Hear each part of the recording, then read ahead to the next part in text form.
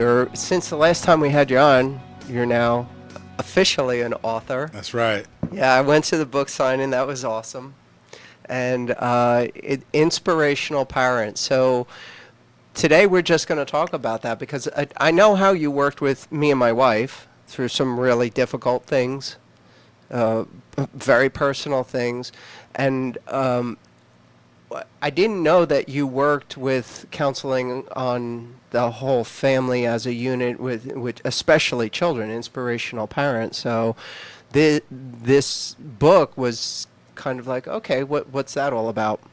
And so I want to go, I mean, unless you have a different idea about how this conversation should go, I'd like to just go down the list of Absolutely. what's in this book. Yeah, I'm unattached. So. Yeah, awesome. Yeah, so one thing that you shared with me very early on in our professional relationship was the do be have. And I get now, with your help, that so much of everything that we focus on, more so here than I think anywhere else, like living in Southern California, I think this is really, really a focal point of this type of behavior, which is just do. So you do to have stuff, and then you believe you'll be something. That's right. Or be a certain way. Right. And so tell me what's wrong with that. Well, it works for a while. However, it's codependent. So as you're being raised and taught in society that you have to do more, do better, do different, we become human doers. And so we just work really hard at creating a result. Once we do that thing that we need to do to create the have, now we have that better job. Now we have the money. Now we have the relationship. Now the beingness, the feeling, the inner quality, that inner fulfillment is attached to the having. The problem is once that having is gone, the beingness goes too. So now that I have that great job, and once I lose that job, that high that I've been on, that happiness, that joy, all of a sudden it crashes. And when it crashes really hard because those feelings are dependent on having more, doing more and having more. And so when we start to lose when we stop figuring out how to do to have, then the beingness just fades away. And the be do have model is a model of mastery, and it simply implies that we have the ability to be anything we want, independent from doing and having anything. We literally can be loving and secure and free and joyful because it's already in our mechanism. It's already wired inside of us. We just have to be willing to go inward and figure out how to discover it and learn and choose how to be it. Yeah. So I had worked with you for a couple of years and really tried hard to do what you were telling me to do.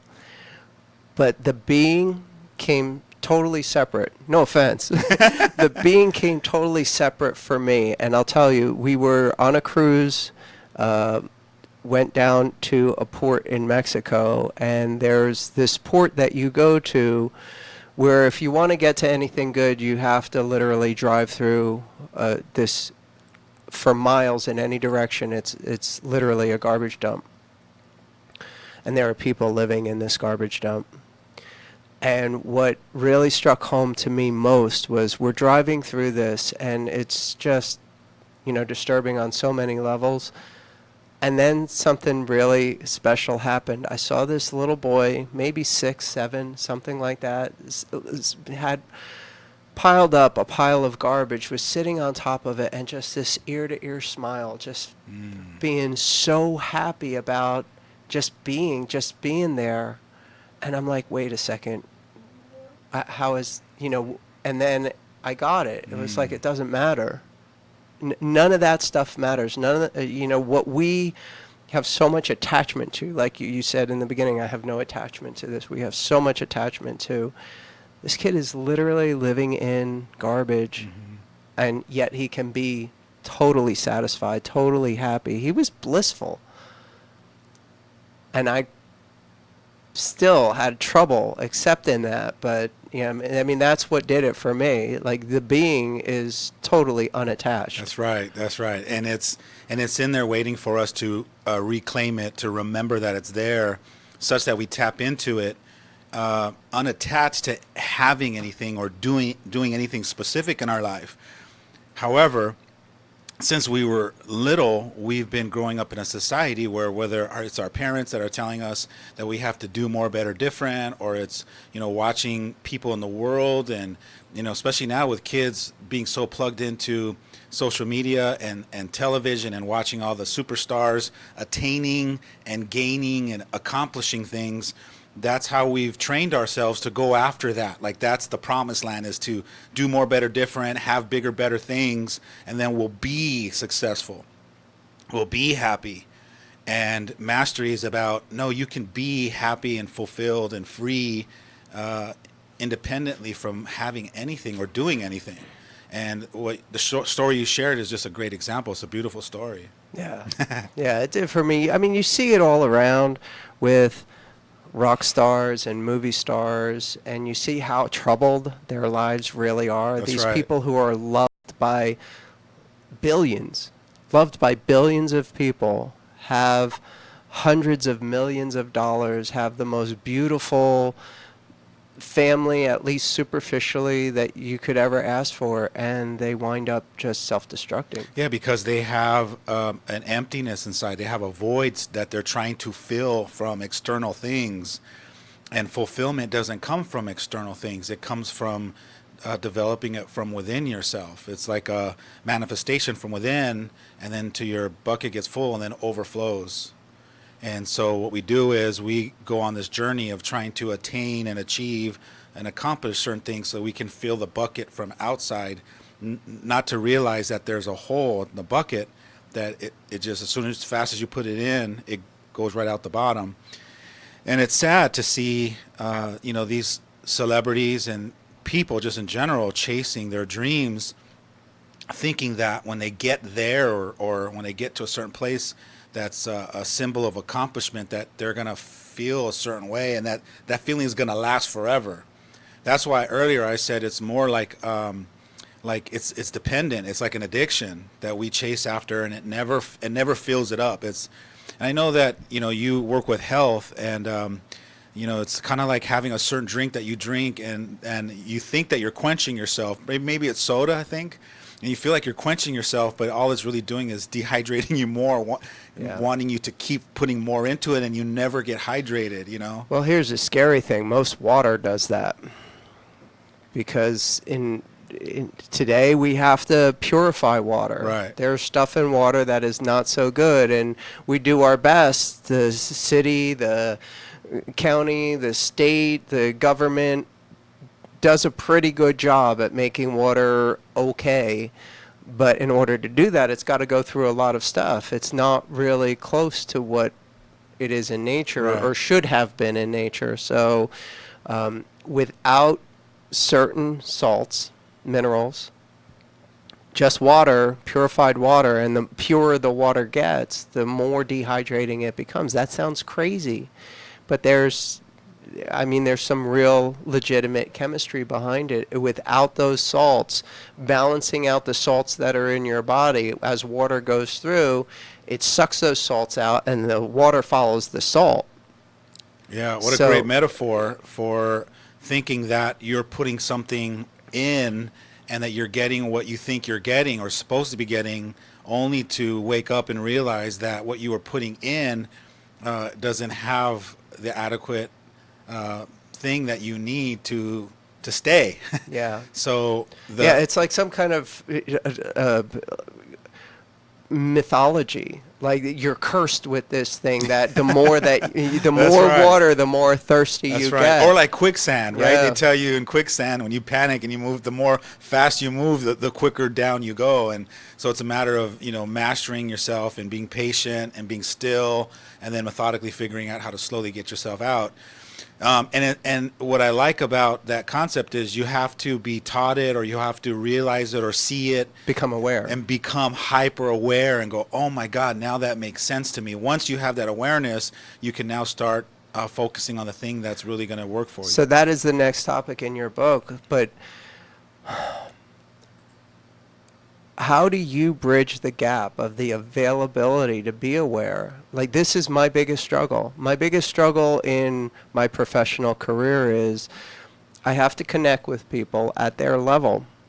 And most of their level is, I have this very specific problem, and that's all I want to deal with. And they don't realize that that's just a symptom of the real problem. And that's not your real problem. And as soon as you start talking in terms like that, you got to get real careful and real delicate about it, because everything else that they're not aware of why they're really having that issue is their built-in protections. And if you start tapping on their protections, you're going to meet with some resistance. So what are your thoughts on this? That's a great question, because I deal with that too as a life coach. A lot of people come to me because they hear the buzzword a life coach and they want a life coach. They come to me, and it's very delicate. I do the same dance. It's delicate because there are specific things that I see that need adjustment, and before I can explain that to them, I first have to build a trust and a credibility with them. I first have to hook their heart.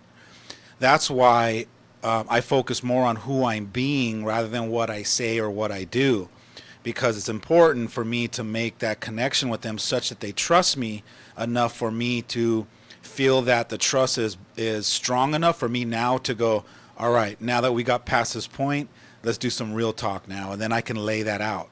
If I do that too soon, I blow people out of the water, and I'm sure as I'm speaking this, you're going, oh my God, that's me. Yeah. I blow people out of the water. You gotta give people information in increments, and you gotta kind of walk them through the process, and you gotta be patient with them. And I know how passionate you are about helping people. You're like a little kid. You're like, I got it. However, some people aren't ready to get it, and you gotta wait for the stages for them to open up, and then you can give it to them. It's something that I'm still learning and still figuring out how to master. However, I've come to the conclusion that I can't help everybody. Right. And not everybody is that comes to me is ready to be helped. So it's a little bit of surrendering that, part of wanting to make a difference. I can't make a difference with the people that aren't ready to make a difference with. I can only help the ones that come to me that are hungry, and they're hungry at that level that I can coach. And so then I look for those people and lock on those people and just fan that flame for them. Right. So you touched on the next key subject, authenticity. You have to be anchored to yourself and your value, what you have inside of you, and not be real careful to point out, that what this person is asking from you is really just not their real issue. I mean, I don't know. I see it all around, and here's the double-edged sword. When I've really reined it in a lot, as far as like just piling it on people on day one. However, what I'm finding now is, I have a lot more sociability. Like, people like coming to see me, but I haven't figured out, like you said, you have to hook their heart. I haven't figured out how to give them what they're looking for as far as their little fix, whatever that is, and then open them up to the possibility of, well, this is really not the main issue. This was just a warning sign of the main issue. So I guess it comes back to some people aren't ready, and you have to accept that. Some aren't ready, and you do have to accept that. However, there are other little tools that you can do. Some of the things that I do to prep to see if people are ready is I plant seeds. So I test them, and what I do is, let's say there's something that I really want to tell you, and I don't know if you can handle it or not yet, right, and you're not at that stage. What I'll do is I'll throw little testers. I'll plant little seeds. I'll just throw them out there, and then I'm watching to see how you handle it. If you handle them, and by the third or seventh or eighth seed, I've already convinced myself, okay, you're ready now for me for the next level. I'm now going to approach you and really break down this whole metaphor for you to really look at, because I need you to see this. Right. But if I throw a couple seeds and you're not grasping them, or they're going one ear and out the other ear, then you're kind of showing me that you're not ready yet to get that, and I still got to figure out how to get you there. And so I take 100% accountability for people.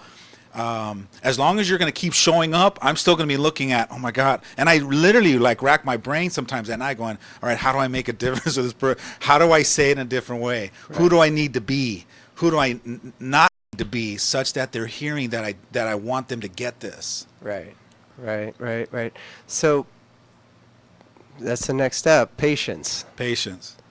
Gotta have patience. This is my journey, my thing. The patience is a real issue, because I get it, because I'm, besides being a doctor, I'm a martial arts student. So I know that I don't know anything. I mean, I got my black belt, and that's like the end game for most people, but it's really the first step for a real martial artist. That's where you begin to really start to unlock this stuff. And I know there's so much that I don't know, and I'm so grateful for the patience of my instructors. So that has kind of put things into perspective for me, as far as someone comes in and they say, oh, it's just a muscle. You know, I just have this tight muscle, you know, and I get it massaged and it feels better, but I know if I just get the right stretch or something, or I just get the right exercise, and I'm like, yes, I understand. And there's a reason why this muscle doesn't respond, because as most muscles do, right? And that's, like you said, the patience and planting the seed and seeing if they're ready for that answer, or if they just say, no, it's just a muscle. I know what I'm dealing with. Because they're not ready. They're not ready for the next step. And it used to be that I used to try to power through that and say, no, here's like Nobel Prize winning research. Right. Prove it. More... I'm learning that comes off more as arrogance than anything, proving something to someone who's not ready to hear it. They don't want proof. Yeah, they can. They're not ready for proof. They can. It's very easy for them to perceive that you're making them bad and wrong. And so one of the greatest advice I've ever received from one of my mentors, he said, you first have to give people what they want before you can give them what they need. That means when people come to you, they're coming to you with a specific need for you to fix their symptom. Right. They don't know it's a symptom. Right. They don't want to know it's a symptom. Right. They want you to play along with them and entertain the symptom until they've trusted you long enough for you to go, hey, you know that's not a symptom, right? And they go, what? But it has to hit a certain level where you Right. where they trust you, and it has to be a long enough time that you've given them the treatment on the symptom until they finally now come to the conclusion that no matter what you tell them, they're dialed in now. So it really is a journey of really being patient and giving people what they want until they're ready to receive what it is that they need. Okay, so the next step you talk about is the present, right? Staying in the present, I assume, is what you're talking about. Staying in the present. The present moment, correct. With that person. So I think about there's a movie with Robin Williams where it's kind of dark, but he dies. His wife is in hell. I don't know if you know. Yeah, dreams may come. Yeah. So when he decides that he's going to be there for her, he's going to stay there with her, and he knows that he's going to forget her, and they're just going to be in hell for eternity within moments, and that's when the lights go on for her, and he saves her. So that is that, like, in a nutshell for me, being present for them regardless of the private hell that they're in, you know, just saying, it's okay, I'm here with you, and we're going to ride this out. Yeah, what you described as a great metaphor for being present is really a high level of trust. So in that scenario where he had to trust wholeheartedly and go all in. Like if you're playing poker, it's like all in. I'm all in, and I have to trust that my hand is the best hand. So when he finally gave up all his fear and he trusted at 150% and went all in, is the moment that it really, opened up for him. It really turned out to be his greatest victory. And so being present is you really trusting wholeheartedly that where you're at is exactly where you're supposed to be, and you have to not try to make it anything different. Is no matter how much you want people to win, you can't want people to win more than they want to win for themselves. So you have to, when you talk about meeting people where they are, you literally have to meet people where they are and be okay with that, even if they want to sit down and say, I'm not going any further. Then you got to go, all right, let's just sit here and I'll hang out with you. But you want people to win so bad that you're like, no, come on, the finish line is right here, right around the corner, and they're like, no. So for you, you got to figure out how to just go, all right, if you want to sit, let's just sit. The minute you finally surrender to that moment and sit with them, 5 or 10 minutes, they're like, you know what, this is an awesome conversation. Thank you for sitting with me. I think I'm ready to get up and go around the corner now. So it's or not. Yeah, this isn't just a tool or a strategy to try to that's right. hook somebody. You have to be genuine in letting them. That's right. Letting them, in your eye, fail. It's their journey. It's their journey. It's their journey. Yeah, and if they choose to, great. If they don't, well, yeah. And how do you deal with the unattachment? The not being attached to the outcome, like, that's really not what's best for them, but you have to be okay with it anyway and just say it's okay. So that is unattachment. It's it goes back to me not really putting myself on a certain place where I think I know what's best for people, because I don't. And I have to get off of, I think I know what's best for you. If you come to me, I'm committed to helping you get to your next level. And so I take away judgment. Like, this is better for you, this is bad for you. So there's no right, wrong, good, or bad. But don't you have to have judgment to see what the next level is for that person? Not necessarily. I like to look at I use the word effective. And I'll ask them, is this working for you? No. Well, do you want it to work for you? Yes. Well, then let's start working on that. So I don't look at it as it being better or worse for people, because then at some point people start to hear that I'm judging them, right? And I don't want to judge them.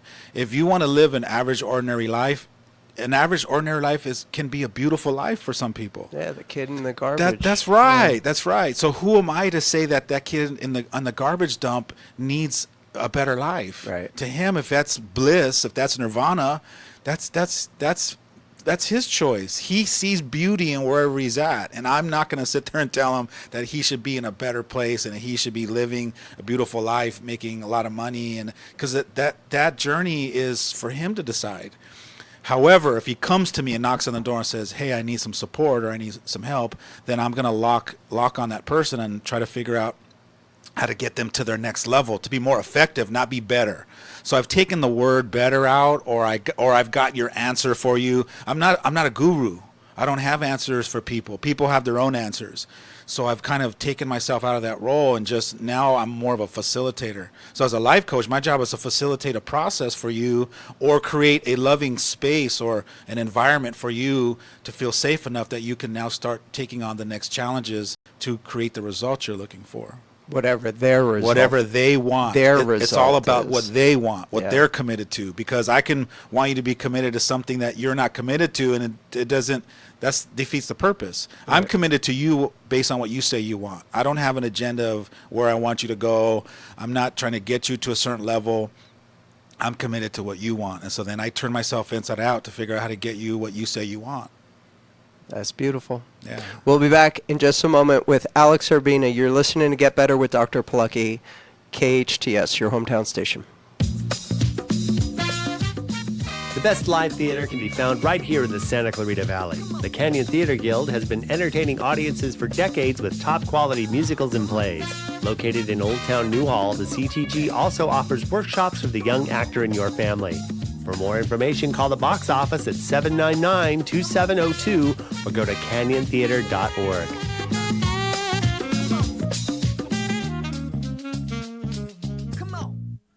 Healthcare can be difficult if you're underinsured or have Medi-Cal. Samuel Dixon Family Health Center can help. Services are available on a sliding fee schedule. The mission of the Samuel Dixon Family Health Center is to give the Santa Clarita Valley access to affordable, quality primary care.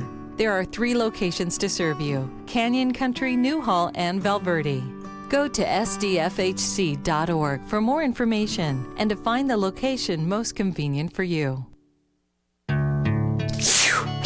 It's allergy season again. You've tried it all, yet your sinuses continue to be a problem. Try something different, something holistic, something that will really work. Acupuncture. Kathleen Keneally is Santa Clarita's acupuncture and innate specialist. She's been treating many of your neighbors and their children for allergies, sinuses, headaches, and pain. Find out how acupuncture can improve the quality of your life. Call Kathleen Keneally for a free phone consultation. 252-4100. 252-4100. Acupuncture. It really works.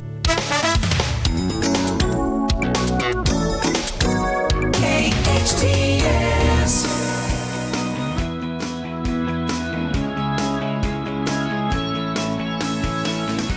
Welcome back to Get Better with Dr. Polucki. In the studio is with me author Alex Urbina. Alex Urbina, author of Inspirational Parents. So this is a new thing since last time I had you on the air with me, and I've let people know that you've been my coach, both professionally and in my family life.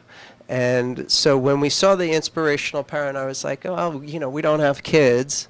So, what can I get out of this? And then I realized that this isn't just for parents. The Inspirational Parent is an important tool for everybody, especially if you're a business owner, if you take responsibility for the people that look to you for answers, regardless of the field. For me, it's a perfect metaphor for my patients or practice members or clients, or however you want to look at that, because they really are my children. I mean, not biologically, but they are certainly looking to me as a parent, someone with some wisdom about what their particular needs are. And this is a great tool for it, the step-by-step process. Yeah, it's definitely a transformation, a personal transformational book, personal growth, and it's packaged up and marketed towards parenting. However, when you read the book, you'll start to realize that it's really a transformation within yourself, such that you become inspirational to all people. So whether you're a CEO or a business owner or a manager or a leader, being inspirational and empowering people or enrolling them into a certain idea or a concept that you want to share or have people move them to take action, you need these skills. You need to develop these interpersonal tools that I describe in the book. And then you need to learn the fundamental universal principle called be, do, have, because it really helps you realize that with all the doingness, you're missing a magical ingredients that can be who you're being or who you're not being. Right. So we're about halfway through the book, and this is the first time that commitment is mentioned. Why halfway through? Why not right up front? You have to commit to this process in order for it to be effective, because they're not ready for that at that point. You need to set the stage for commitment.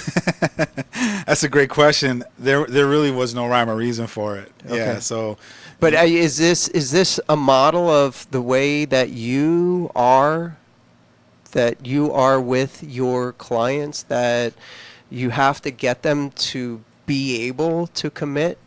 Is commitment comes when you are taught what commitment means. When you learn the distinction of commitment. I didn't learn that distinction until I was 23 years old. Someone taught me that, and I was fortunate enough to start to learn it. I never mastered it, and I still haven't mastered it. But when somebody really broke down the distinction called commitment, my parents didn't teach me that. I didn't have mentors that taught me what commitment really meant. But once I started to be a student of commitment and really learn what commitment means, it literally has a very powerful meaning that you sell out. It's like when you go into battle, you cross that bridge and you burn the bridge behind you, and that's it. It's like, to death or victory, one or the other, and that's a very powerful way to live your life. It lets you know that when you commit to something, that no matter what, you have this drive that you're going to make it happen. So, and when it comes to parenting, I think that we don't really look at our parenting commitment. I think we lose focus on our commitment. Because a lot of times, I do transformational trainings with parents. I'll tell them, do you remember that day when you held your baby in your arm and you were feeding them the bottle and you're looking at them in their eyes? I know you had a high level of commitment to have them win in their life. And now they're 15 or 16 years old and they're challenging you. What happened to that commitment? So we start to lose commitment, not just on parenting, but a lot of things that we take on. We start off with this rigorous commitment to have it be so, and then after a month or 3 months or a year or 2 years, our commitment level starts to diminish. Yeah, I see that all the time with my patients. That's right. It was phase 1, give them their quick fix. If they stick around for phase 2, which is lead them on a path to self-development, self-growth, or even just on a purely physical basis, maintenance or wellness. And people are strongly committed when that initial trauma or drama that got them through the door in the first place is fresh in their emotional memory. But as they go through 6 months into it, 9 months into it, and they haven't had that pain as a reminder, they haven't had that little jab saying, you better follow through on this. That's right. Then their commitment starts to wane. You and I suffer from the same symptoms. We get clients that come to us with an issue of dire needs. And so then when we rally around them to really help them get from whatever level they're at, we don't necessarily get them to the level they want to be, but we get them somewhere in the middle, in between, and they go, okay, well, at least I'm not experiencing the same suffering I was when I first got to you, so I'm good. Yeah. And then they go off on their merry way. Right. But we never really help them get to where they want to be at, because somewhere in the middle is good enough for them, as long as they're not experiencing the same suffering or the pain that they were at before. And I think it's part of the process. Is just, you just got to surrender and keep looking for people who are hungry and people that you can help. So many, in my profession, so many of the practice management firms, like, I don't know if people realize this, but their doctors are constantly coached on how to manage their patients. Like, you don't get this. You don't get that you're being managed. When you go to a doctor, you believe that you're just there for them to doctor you. Right. But you're being managed. And it's a little disturbing. So much of the management these days is don't even bother about the next step. It's just give them their quick fix, send them on their way. When they feel that they need something else, if you've done a good job with that, they'll return to you. I mean, do you see that with what you do, or? I don't see it like that with what I do, because I don't manage people. I know. I don't manipulate people. I give them what they want, and then I let them decide whether they want to keep going to the next level or not. And most human beings don't have that rigorous commitment to keep going to the next level, regardless of how great they already feel. Right. I'm in a different kind of a business. I'm not in a business where if you have a specific need, then you're going to come. Here's the example. There's a couple of people in town that do some extraordinary work when it comes to saving lives. It's like when all of a sudden it's a dire need to save my life, I'm willing to spend hundreds of thousands of dollars because I need you to save my life.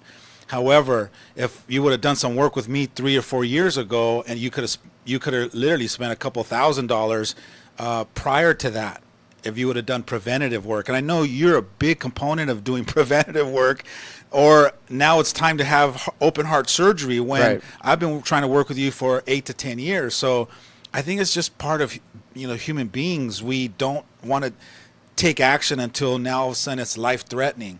but it's more about causing awareness to say, I let's do some understand. work prior to that. Yeah, I understand. So I heard your seed. I heard your feeling on this, that I don't manipulate. What if you knew that if you did not take someone to the next level, whether they wanted to or not, that they were going to self-destruct? Like they were, in my case, it's like there is going to be an immediate health crisis if I do not get you to the next step. I know this is going to happen, that because I'm a doctor. I know this is going to happen. Right. And you're put in a position, well, I don't want to judge this person for their commitment to their, well, no, it's just a muscle, right? Oh, that pain in my arm, that's just a muscle. Well, no, it's a sign of something really dangerous happening in your body. It's my commitment as a doctor to let them know that, whether they act on it or not. But if your goal is really to save that person's life, is manipulation such a bad thing? Yeah, because you're so powerful, you still don't have to manipulate. You can use your passion, you can use your personal power, you can use your conviction to really get the message to land without manipulating. Isn't that a form of manipulation? No, not at all. I think manipulation, the line that's drawn between crossing over from empowering people to manipulating them is your come from. Like, where are you coming from? I'm coming from saving lives. Right, but are you coming from fear or are you coming from trust? So it really matters, I think, where your come from is, because you can think you're saving lives, but you're trying to come from a place of, I'm so afraid that you're not going to take action that I'm just going to force you to do it. So I think it really boils down to what your come from is, because Right. I can really take a stand for you from a powerful place, and fight for you and get in your face and say, look, dude, if you don't do this, you're going to die. But I'm going to use all of my enrollment skills from a place of trusting and loving you and being, in your face, but from a place of love and trust, versus coming from a place of fear. Then I think that at that point I'm starting to now manipulate you into making that choice for yourself. No, I get it outside of me, outside of I can see it in the outside world, but when it comes to me, I have these protective barriers No, I get it. that And then keep me safe from facing Yeah, that. and then you got to remember that if you're unattached, then you're unattached all around. Like Right. at a certain point, if I can put my head in the pillow knowing I did everything I could today to get you to see that, and you still chose not to, in the morning if I woke up and I found out that you succumbed to your injuries and you died, I got to be okay with that, because I can't control other people. I can't make people. I can't force people to do things. It's a universal principle. It's a universal law that I've learned a long time ago. I can't make people do stuff.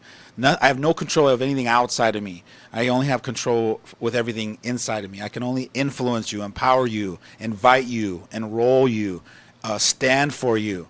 I can only do those things from within myself, and everything after that, I have to surrender, because I have no control over it. So I'm not going to beat myself up for things that are outside of my control. Well, I'm real good at that. A lot of us are. A lot of us, we feel guilty, and we beat ourselves up because, like, I could have done more. I could have done this. And at a certain point, no, you couldn't have. At the end of the day, people are responsible for their own lives. They have to make their own choices for themselves. And sometimes your best that you did and you gave, sometimes not good enough. But it's not good enough like it's bad. Just wasn't good enough for them to see that they needed to make a different choice for themselves. So let's talk about responsibility for a little bit. I always like the little analogy of breaking the word down different. Responsibility. Like, most people look at responsibility as a burden. I look at responsibility as an option. Like, you have the ability to respond instead of just being forced to react. Oh, I love that. It's beautiful. So how does that focus into your work? Well, when I talk about responsibility, I talk about it as a perspective, because there's two different kinds of perspectives you can choose. You can either choose to look from the responsible version of your life and how it unfolds, or you can look through the filters called being the victim, where you're blaming other people and you're pointing fingers at others and you're making other people bad and wrong for the results, rather than saying, no, there's either a part I played in it, a part I could have played in it, or I co-created these results. A lot of times we live in the illusion that other people are doing things to us, and we don't want to look at the part that I played. And if you can really take that deep, honest look and realize that you played a part in it and at least own that part, is when you can start getting your power back. Because from the victim perspective, you're powerless. You can't change anything because I'm blaming you for all of it. But if I choose to go, no, wait a minute, it's not all Dr. Polucki's fault. I played a part in it. I chose to trust him. I chose to give him passwords to my computer. I made all those choices, so I have to take ownership of that. Now the personal power is back in my lap, and then I can make different choices now to clean it up and move forward. So personal power really comes from choosing, and that's why I use the word, you have to choose it. You got to choose the responsible version rather than continually choosing the victim version of perspective. So I heard something in that in order to be responsible, you have to open yourself up to it. You have to become vulnerable to admit that this was at least partially your choice to do that. So let's talk about that real quick. Vulnerability, which is there's a big shield on most people. Like intimacy is not going to happen because that's vulnerability. So there's all these barriers that we set up to protect ourselves. In reality, we're not protecting ourselves at all.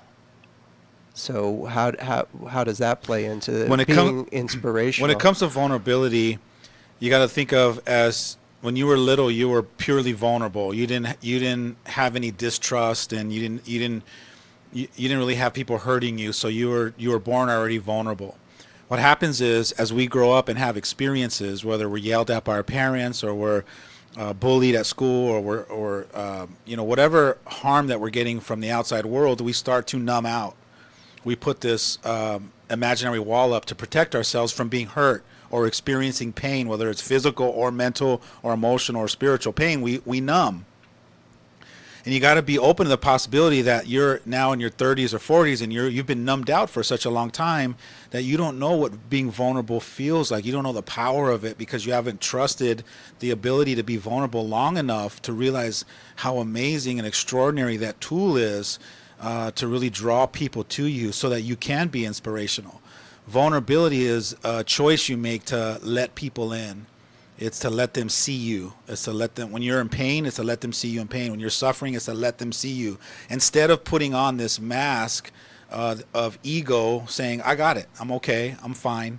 You know, how many times do we walk around and go, hey, how you doing? You're like, I'm good. But deep down inside, you're hurting, you're lost, or you're broken, or you're suffering. And so I think it's just part of who we become unconsciously, where we are constantly keeping people at bay because we're afraid of being hurt. Once you decide that I'd rather hurt because I'm trusting people and I'm experiencing love at a higher level than to be numb the rest of my life and be cold or dead or robotic, is the moment that you can live a beautiful life because you've decided that being hurt is not a bad thing.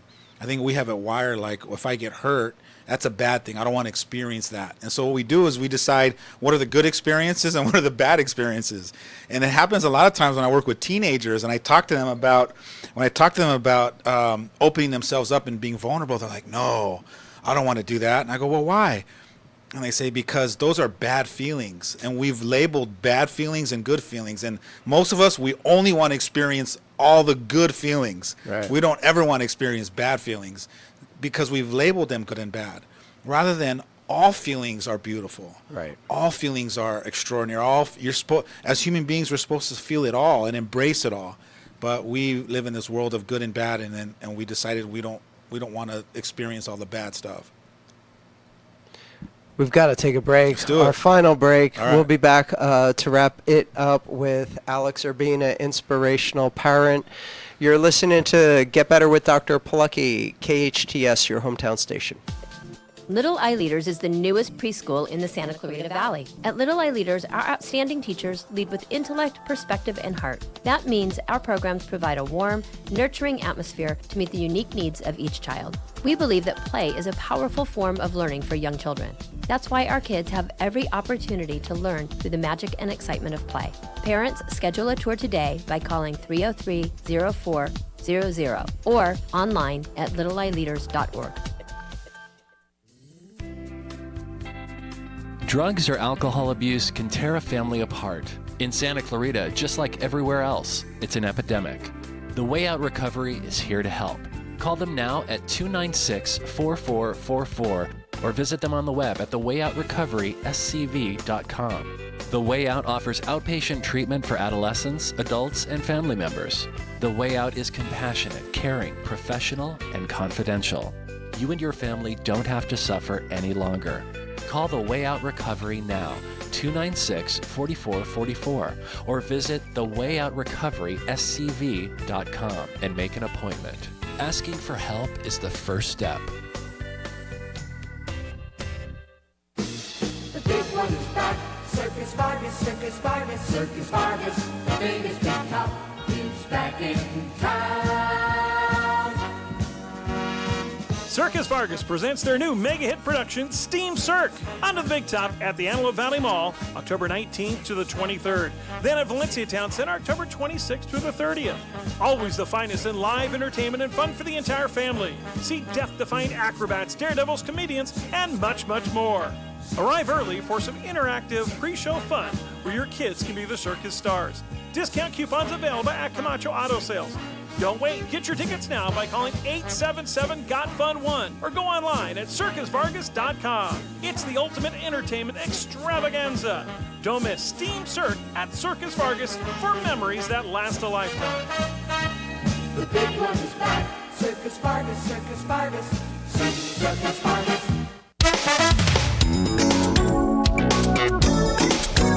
KHTS.